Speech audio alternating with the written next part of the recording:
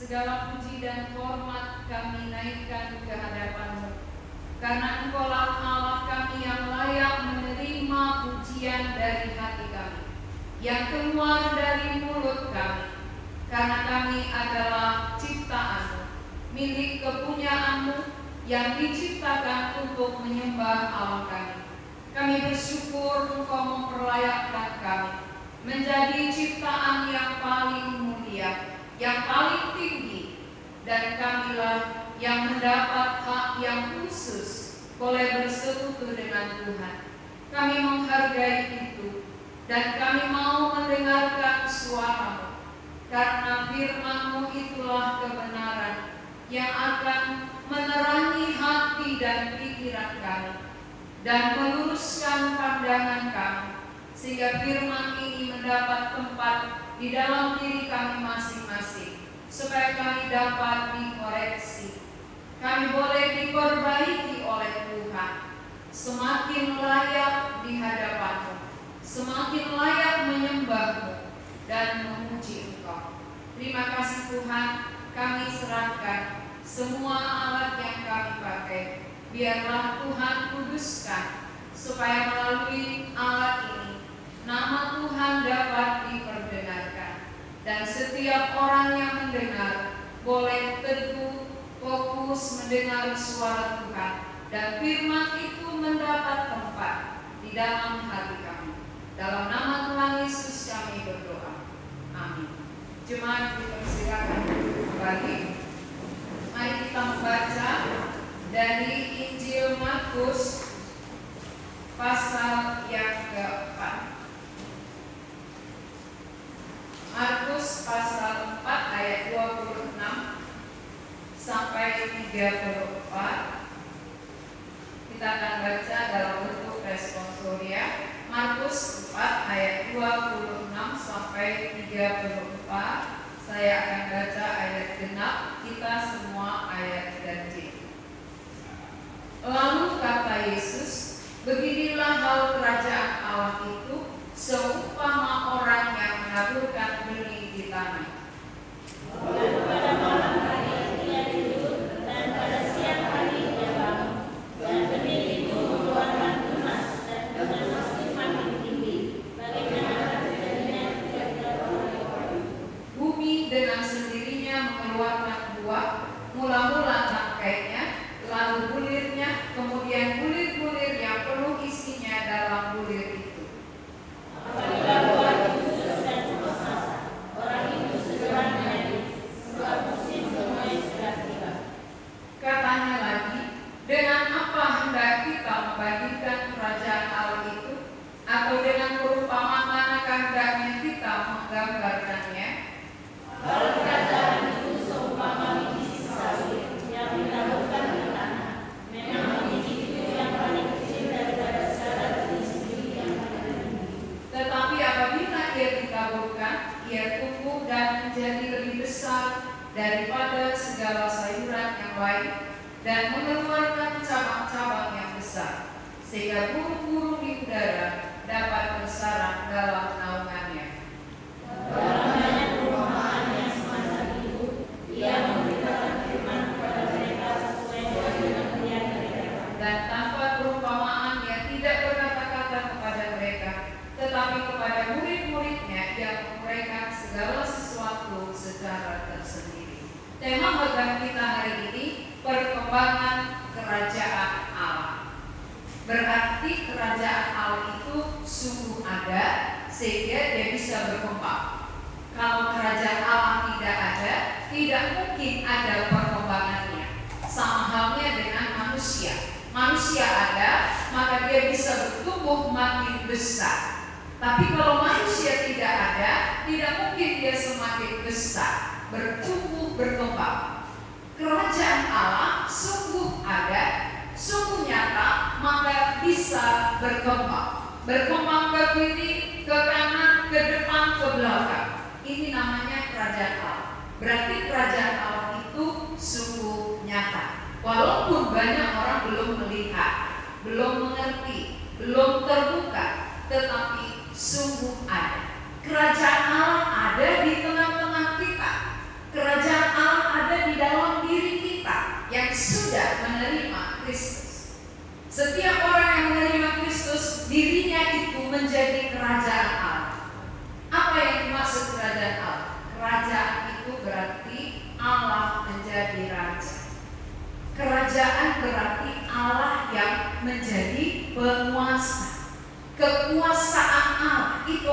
raja. Raja bertahta di dalam hati seseorang, maka Kristus adalah raja di dalam hati orang yang sudah menerima Dia. Maka hati kita menjadi wilayah kekuasaannya. Itulah yang dikatakan kerajaan Allah. Jadi kalau diri kita sudah menjadi kerajaan Allah, diri kita tidak akan tetap seperti itu. Ya, contohnya di sini ada dua perumpamaan yang disampaikan oleh Tuhan Yesus. Pertama tentang benih yang ditabur, dia akan tumbuh. Yang kedua adalah biji sesawi. Dua contoh ini adalah gambaran dari kerajaan Allah itu sendiri. Mari kita perhatikan di dalam gambar. Ini saya buat contoh benih jagung. Itu tidak asing bagi kita, ya. Kalau biji sesawi itu sebenarnya asing, nggak ada di sini, ya. Tapi jagung itu kita orang Timur, orang Indonesia ini kenal jelas. Jagung, benih jagung ini ketika dia ditabur ke tanah, waktu dia ditabur di tanah, dia ditutupi. Ya, saya pernah nanam jagung, sesudah dibuat lubangnya, masukkan, ditutup. Kenapa? Supaya tidak dimakan burung. Jadi dia tersembunyi dan akhirnya ketika hujan turun, benih itu tumbuh. Itu gambaran firman. Jadi firman itu dia ditabur di dalam hati, sehingga hati setiap orang yang menyambut benih firman lalu menyimpannya, benih itu akan tumbuh. Tapi kalau orang yang tidak menyimpannya akan dicuri oleh iblis. Itu yang dikatakan dengan burung, ya. Benih yang dicuri burung itu adalah iblis yang akan mengambil benih firman yang sudah disampaikan. Kenapa? Karena iblis tidak mau benih itu jadi. Dia tidak mau benih itu tumbuh dalam hati kita, maka dicuri. Tapi siapa yang menerima, menyimpan dalam hati, merenungkannya, benih itu akan tumbuh. Inilah contoh benih jagung. Nah, ketika mereka semua selesai menanam benih, mereka pulang ke rumah. Mereka tidak tunggu di situ. Dia tidak jaga, tetapi mereka semua pulang ke rumah. Sesudah pulang ke rumah, dia akan tidur. Dia tidur, lalu proses bagaimana benih jagungnya itu bertumbuhnya, dia tidak tahu. Dia tidak perhatikan, dia tidak lihat, dia tidak pantau. Tetapi benih itu akan bekerja. Tapi kalau tidak ada benihnya, dia nggak punya proses. Ketika benih ada, benih itu akan berproses dengan tanah dan akan tumbuh. Yang menabur ini, dia tidak tahu. Dia hanya mengerjakan bagiannya. Dia hanya menabur, lalu siang itu dia pulang, dia tidur. Besoknya dia ke ladang lagi. Sesudah dia ke ladang, apa yang terjadi? Benih tadi sudah tumbuh. Dia tidak lihat proses pertumbuhan benih. Yang mana duluan, bagaimana proses pertumbuhan, dia tidak tahu. Tapi ini benih tadi yang sudah ditabur seperti ini pertama, lalu keluar sedikit, lama-lama daunnya makin besar. Sesudah makin besar daunnya, dipupuk, ya, dikasih pupuk, dia semakin membesar lagi, daun bertambah, daunnya makin bertambah, makin tinggi. Ini dibersihkan, lalu dikasih pupuk, makin tinggi dan berbunga. Ini prosesnya. Proses-proses ini bukan oleh si penabur, bukan oleh yang menabur tadi. Dia ke ladang, siap ke ladang, ditariknya sedikit, ya, makin tinggi. Ke ladang lagi, tariknya lagi, makin tinggi. Dia hanya lihat, dia hanya waktu ke ladang dia, udah makin tinggi jagung kita, ya. Lalu kemudian seminggu lagi, wah, jagungnya sudah berbunga, ya. Siapa yang mengerjakan ini proses dari tumbuh menjadi berbunga adalah Allah itu sendiri, bukan manusia. Jadi semua petani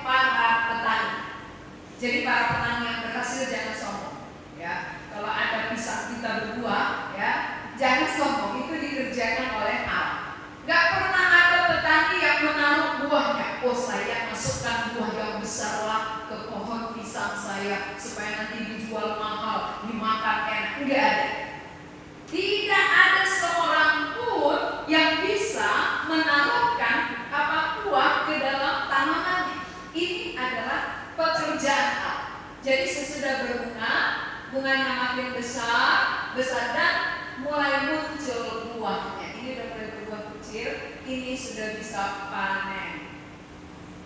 Jadi proses dari penanaman sampai panen bukan hasil karya petani.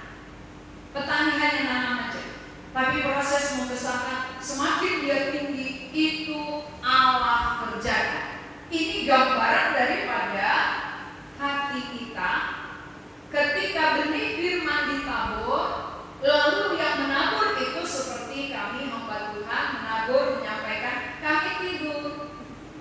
Ya, sesudah kami sampaikan firman, lalu kami tidur. Nah, proses bagaimana seseorang beriman, kami tidak tahu. Itu bukan hasil kerja kami. Bukan kami yang dorong-dorong. Enggak. Itu dikerjakan oleh Allah.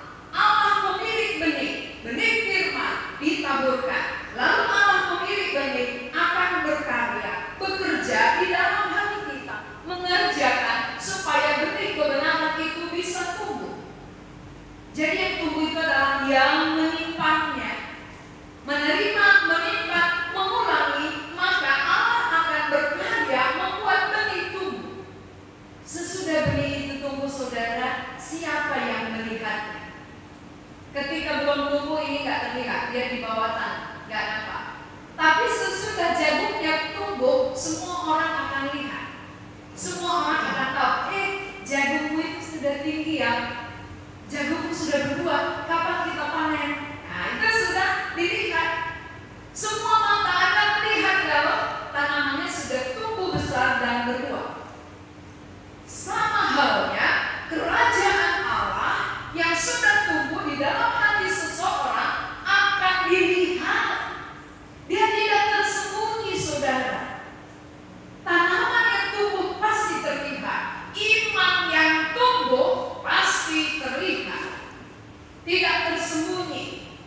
Siapa yang mengatakan? Ya Tuhan yang tahu. Masa kau tanya-tanya udah beriman atau belum? Tuhan yang tahu itu, gitu ya. Lalu kalau orang nanam jagung, gimana jagung udah tumbuh tuh? Tuhan yang tahu. Lucu ya. Udah besar nggak jagungmu? Tuhan yang tahu. Aneh. Itu aneh. Banyak orang aneh di bumi ini, termasuk saudara salah satu yang aneh. Kenapa? Karena nggak ngerti kapan benihnya diterima, kapan benihnya tumbuh, kapan dia berkembang, kapan berbuah. Nggak tahu, itu aneh namanya. Kalau benih tanaman yang kita tanam, pada waktu ditanam memang dia tidak terlihat karena masih di tanah, tapi sesudah tumbuh dia akan terlihat oleh semua orang. Kita banyak dari petani ya. Saya adalah petani. Saya pernah nanam jagung. Jadi pengalaman saya waktu saya lihat jagung, saya sampaikan sama orang, dia jagung saya udah tumbuh loh, udah besar. Kok hijau? Iya, karena dikasih pupuk. Kenapa bagus? Iya, karena makanannya cukup. Kan gitu ya. Kalau tanaman dikasih pupuk yang bagus kan berkembangnya juga bagus. Tapi kalau nggak dikasih makan, dia kering, kurus kering. Iman pun demikian. Saudara sudah beriman, sudah kok kering? Nggak dikasih pupuk. Lalu pupuk tanaman ada budaya, ada amampos. Itu pupuk tanaman. Nah, pupuk iman itu apa? Ya bukan budaya, jangan makan budaya. Biar subur imanku, makan segeblek gitu ya. Bukan budaya makanan iman supaya bertumbuh berkembang. Tetapi firman. Ketika seseorang makan firman, itulah pupuknya. Maka kalau iman kita tidak dipupuki, nggak segar, kering dia. Udah beriman, udah, tapi kok kering? Nggak pernah dengar firman, nggak ada pengisian, nggak ada saat teduh, nggak ada merenung. Ngapain? Sibuk. Kapan sibuk? Dari Senin sampai Minggu, minggu yang duduk, Senin mulai lagi, gitu. Jadi firman-Nya itu hanya sekali seminggu terbuka. Lalu yang lain berapa kali seminggu? 7 kali 24 jam. 7 hari, 7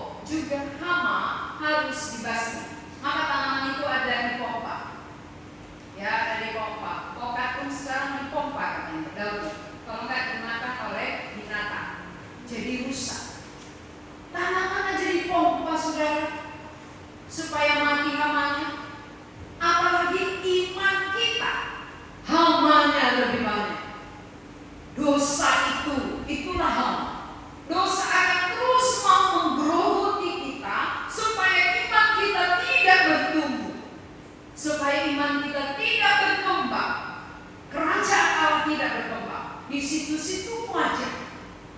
Ya, kalau saudara sebagai tuan petani, lalu tanaman saudara nggak berbuah, setiap ke ladang melihat buahnya, kok nggak berbuah-berbuah, ke ladang lagi nggak berbuah.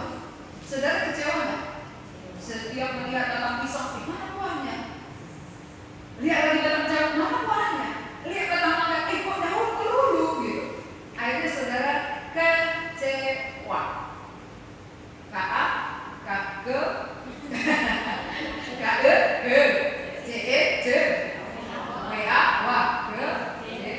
Apakah saudara kecewa? Apakah Allah kecewa melihat saudara? Itu dia. Bertahun-tahun kita menjadi orang Kristen, apakah kita sampai hati membuat Allah kita kecewa? Tiap kali dia lihat buah kita, ada nggak buah menakut? Aku mau menikmati, waduh, kok belum ada. Di sini ada buahnya, waduh, kok belum ada juga. Jadi Allah kecewa, Allah sedih. Petani pun sedih kalau tanamannya tidak berbuah. Pedagang pun sedih kalau jualannya nggak laku. Ya, para pedagang akan sedih kalau nggak buka dasar. Karena tujuannya jualan bagaimana buka dasar, bagaimana banyak untung. Petani bagaimana menghasilkan banyak buah. Kalau ini tidak tercapai, maka para petani pedagang akan kecewa. Allah pun mengharapkan buah dari diri kita. Kalau tidak ada, Allah kecewa. Mari kita teruskan.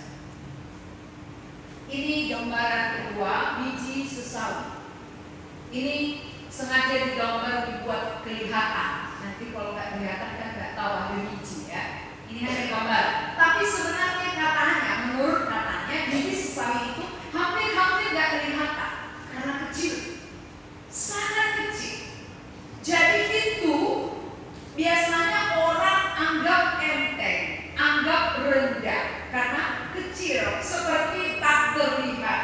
Namun waktu dia ditanam, benih yang sangat kecil ini, ketika dia ditanam, maka dia menjadi yang paling besar dari semua tanaman.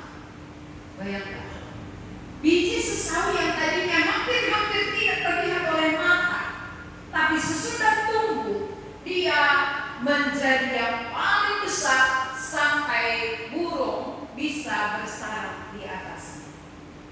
Burung-burung bisa bersarang di atas dahan-dahannya, ya, banyak dahan-dahannya yang besar.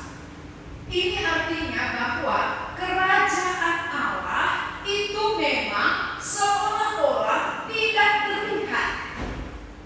Kerajaan Allah itu seperti tak terlihat oleh kebanyakan orang. Tapi ketika benih kebenaran tumbuh di dalam hati satu orang saja, maka melalui satu orang ini kerajaan Allah akan makin berkembang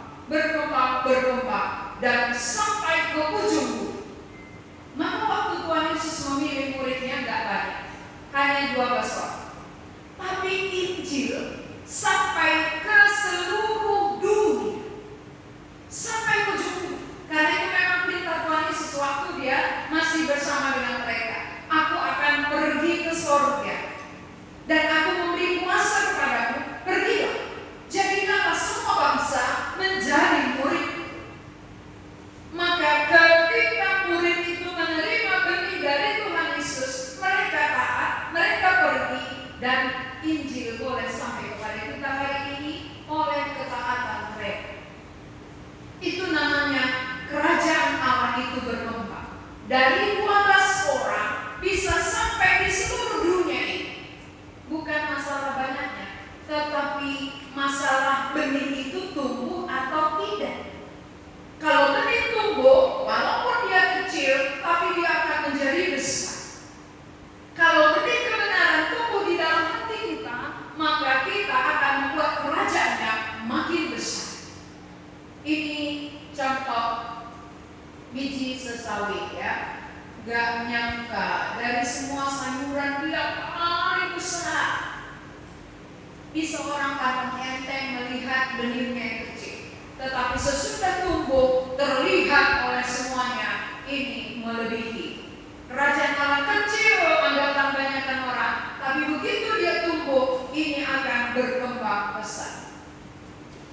gambarannya dengan diri kita adalah satu orang yang sudah menyambut firman. Ini bukan masalah banyaknya, satu orang saja yang benar-benar menerima Kristus sebagai Raja yang menguasai kehidupannya, yang mau taat kepada Kristus, ini akan berkembang. Akhirnya ketaatannya menghasilkan jiwa yang baru.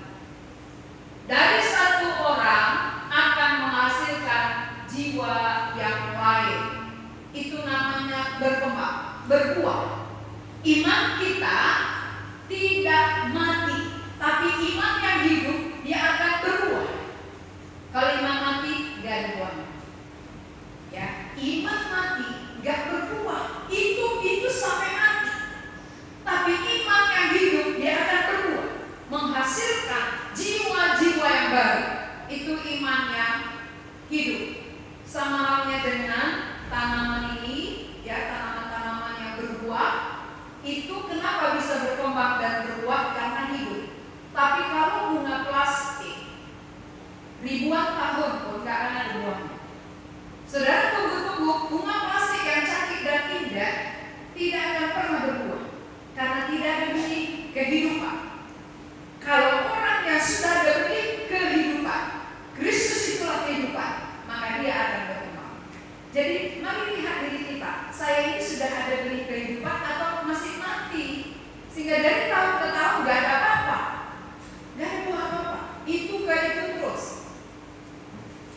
Nah, setelah mendengar firman Tuhan, menyambut ini ya, ini pun sampai. Ini tadi diperdengarkan.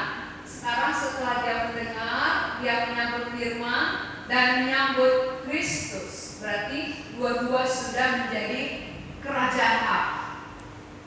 Dua orang ini sudah menyambut Kristus menjadi rajanya, maka hidupnya sudah menjadi kerajaan Allah. Wilayah Allah, kekuasaan. Dua orang ini sudah dari satu orang, lalu menyampaikan kepada satu orang, didengar, disimpan, lalu percaya. Akhirnya melalui dua orang ini,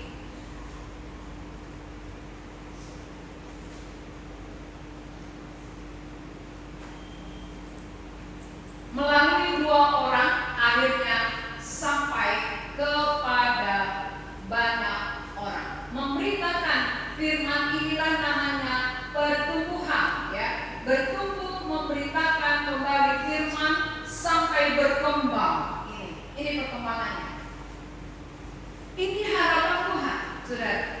Jadi Tuhan mengharapkan kerajaan Allah itu berkembang, tidak hanya pada diri kita sendiri, tetapi siapa yang sudah menerima benih kebenaran, firman Tuhan, menerima Kristus, itulah menjadi benih yang bisa kita tabur kepada orang lain, sampaikan kepada orang lain, sehingga orang lain juga beriman.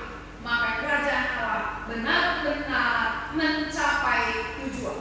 Tujuannya tadi dalam berkembang, sesuai dengan tema kita, perkembangan kerajaan Allah. Saudara-saudara, kalau kita mau supaya kerajaan Allah cepat berkembang, diawali dari mana? Dari satu orang, bukan dari banyak orang, dari satu orang. Dimulai pertama sekali adalah dari Kristus. Kristus turun ke bumi satu orang. Dia tidak disertai oleh siapapun, dia tidak diwakili oleh siapapun, tetapi dia sendiri yang datang.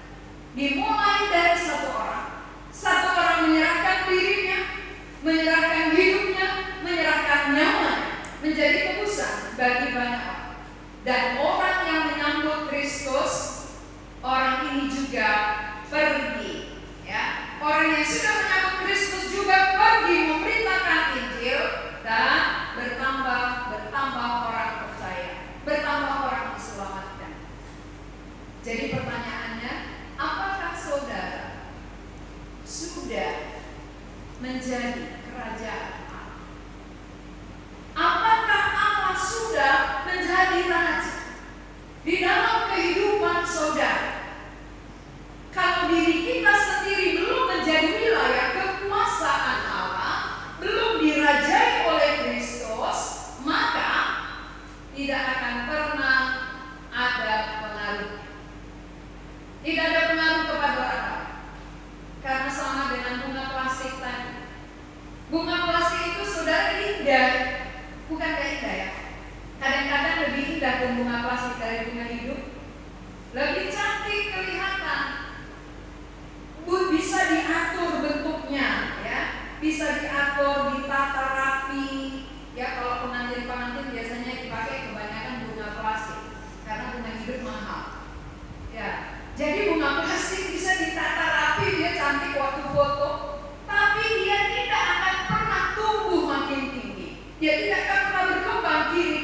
dia tidak pernah berbuah. Itu bunga plastik, mati. Gambaran bunga plastik adalah kehidupan seseorang yang tanpa Kristus. Orang yang tanpa Kristus sama dengan bunga plastik yang indah kelihatannya karena rajin ibadah, rajin berdoa, ya, kelihatan indah, tapi tidak berbuah.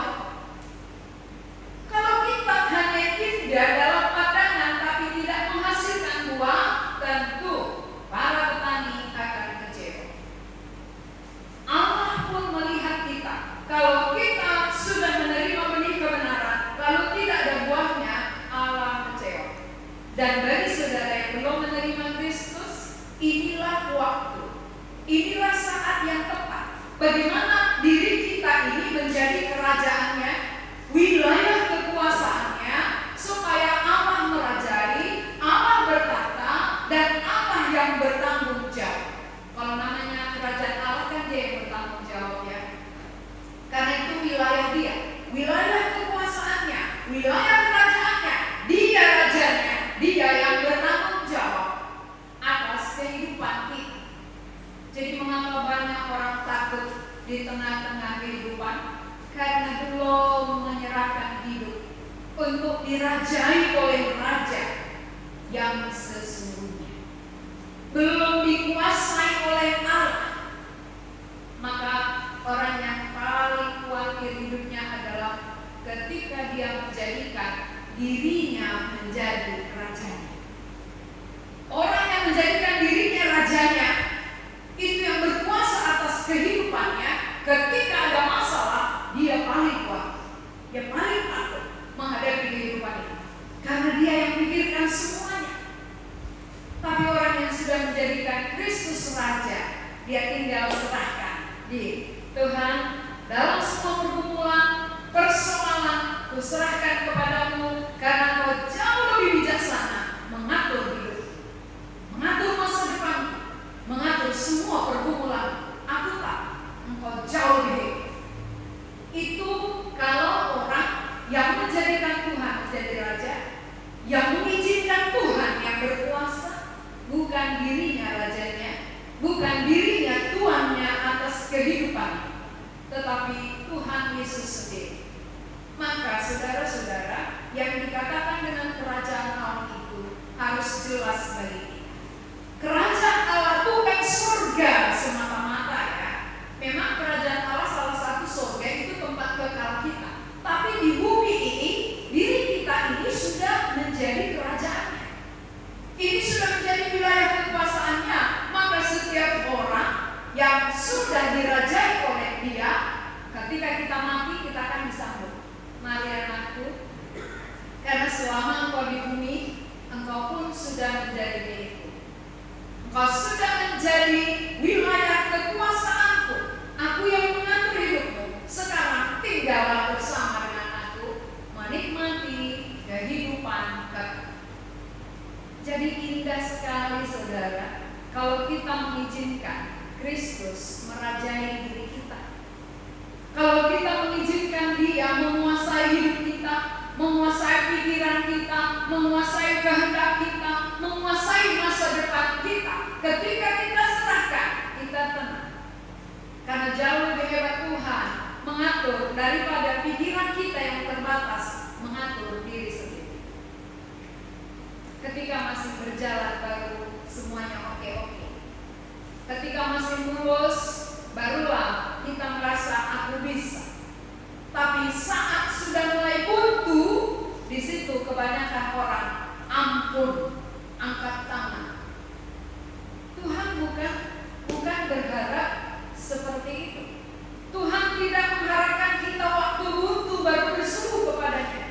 Tetapi selagi ada kesadaran diri kita, kita serahkan sepenuhnya Dia pimpin. Tuhan, hidupku milikmu, diriku adalah kuasamu. Karena itu aturlah sesuai dengan kehendak-Mu. Pimpinlah kehidupanku supaya ada ketaatan di dalam diriku, melakukan kehendak. Kalau kita tak melakukan kehendak-Nya, ingat pasti